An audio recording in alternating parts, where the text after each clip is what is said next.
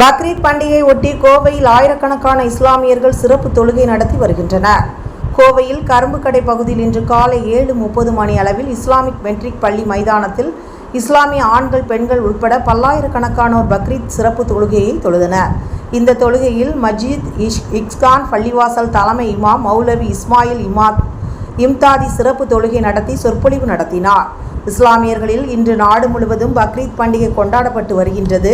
இதன் ஒரு பகுதியாக சிறப்பு தொழுகையில் ஆயிரக்கணக்கான இஸ்லாமியர்கள் பங்கேற்று தொழுகையில் ஈடுபட்டனர். இறைவனின் தூதரான இப்ராஹிம் நபியின் தியாகத்தை நினைவு கூறும் வகையில் தனது மகனை இறைவனுக்காக பலியிட முன்வந்த தியாகத்தை போற்றும் விதமாக இஸ்லாமியர்கள் ஆண்டுதோறும் பக்ரீத் பண்டிகையை கொண்டாடி வருகிறார்கள்.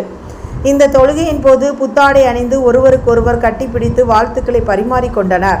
மேலும் இப்ராஹிம் நபியின் தியாகத்தை நினைவு கூறும் வகையில் ஆடு மாடு ஆகியவற்றை பலியிட்டு அவற்றை 3 பங்காக பிரித்து குர்பானி கொடுக்கும் நிகழ்வும் இன்று நடத்தப்படுகிறது.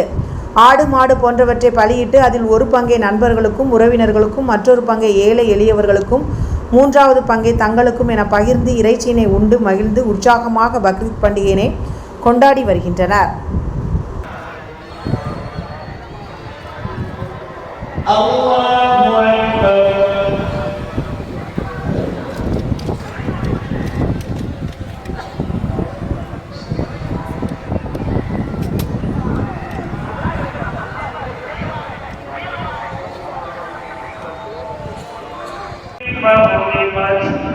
وإلى السماء كيف رفعت وإلى الجبال كيف إلا من تولى وكفر فيعذبه الله. سمع الله لمن حمده.